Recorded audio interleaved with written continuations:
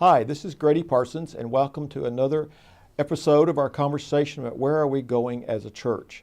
Today I'm very excited to be interviewing my good friend Don Lincoln, who is pastor of the Westminster Church in Westchester, Pennsylvania, a growing and dynamic church with a great vision for the future, and I think something to add to our conversation about where we're going as a church. Don, welcome to our series, Where Are We Going as a Church? I know you're the pastor of the Westminster Church in Westchester, Pennsylvania. Tell us a little bit about your church. Westminster's almost 120 years old, was in the borough of Westchester, a small town outside of Philadelphia, for 100 years, and moved 16 years ago to a new location and has doubled in size, membership, and probably tripled in attendance because of a new strategic location and expanding ministry in that site. Very dynamic congregation. So you've been there about 10 years. What do you see that's changed greatly over the last 10 years at Westminster Church? The changes have been largely sort of worship generated. We've had 8 changes in worship schedule in 10 years. The kinds of things you only do once every half century and when you're ready to retire. But variety of styles of worship, times of worship, even venues of worship, which has opened us to a wider array of people. We have a lot of folks from a lot of traditions who find something for them in the life of the congregation, in its worship life. And where do you see the church going in the next 10 years?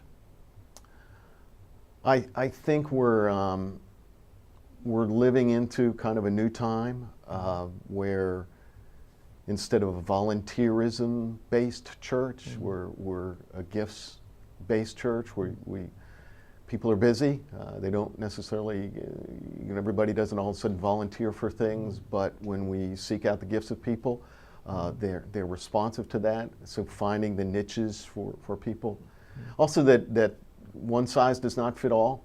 We're trying to involve the whole person, but for some people that activity might be going on a week-long mission trip. For other people, that activity might be bringing a can of soup every Sunday for our collection for the food pantry. Both contributing, actually physically doing an activity, but very different kinds of things. And not everybody's the same in how they want to participate in our outreach to the world. Not everybody's the same in their style of music and in their style of worship. And so I think we're continuing to see how do we build a broader community, theologically, worship-wise, outreach-wise, within our Presbyterian tradition. Right. What surprised you that's turned out really well over this time period? Oh, wow. I'm surprised that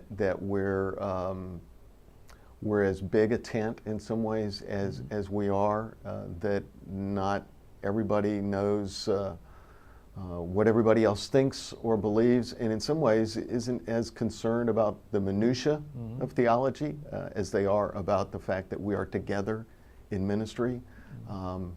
They're not as concerned about some of the typical sort of litmus test issues or questions. They're concerned about being healthy, about reaching out, about being missional, about being alive both in the community and the world, and they've engaged with it and have not been resistant. To change worship schedule 8 times in 10 years is pretty amazing, and I'm surprised we're there and having fun being a part of it. I know you can't take a formula for any one church and apply it to every other church, but what are some learnings you might share with some other ministers? You've been a good mentor to a lot of ministers. I think I'm convicted that there are strategic locations and there are strategic ministries, and putting the two together. Westminster was in a declining, deteriorating old building and had been in a sort of a maintenance style in the shadow of a large church, another large church. The move to a strategic location allowed the ministry to flourish.